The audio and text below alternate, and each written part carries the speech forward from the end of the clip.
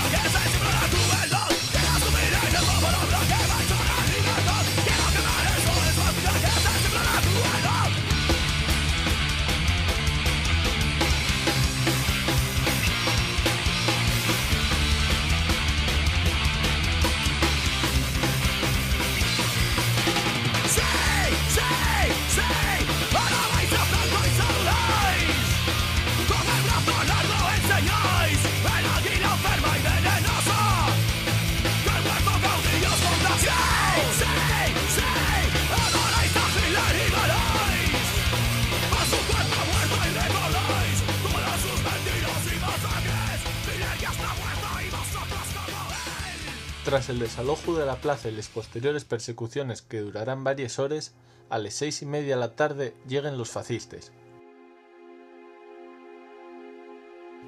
Unos 40 nazis llegan a la plaza portando cascos de motos, pasamontañas, palos, cadenas y todo tipo de parafernalia neonazi, con el absoluto respaldo de las fuerzas de seguridad del Estado, enviadas por el delegado de gobierno Antonio Trevín.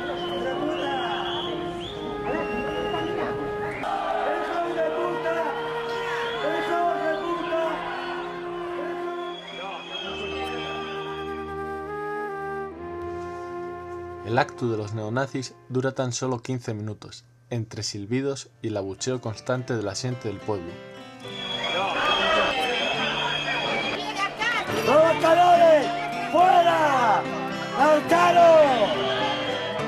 ¡Caruña!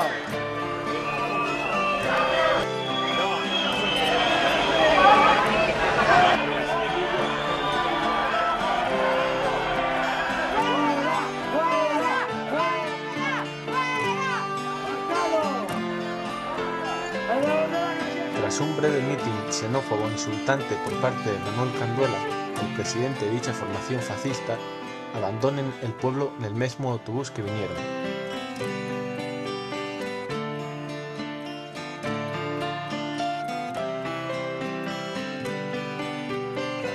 ¿Cuánto contamos más?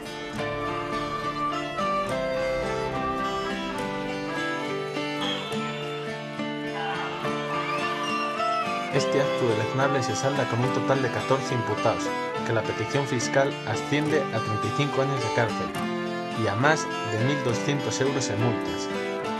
Esto es lo que el delegado de gobierno Antonio Trevín quiere para la mocedad que planta cara al racismo. ¡Vamos!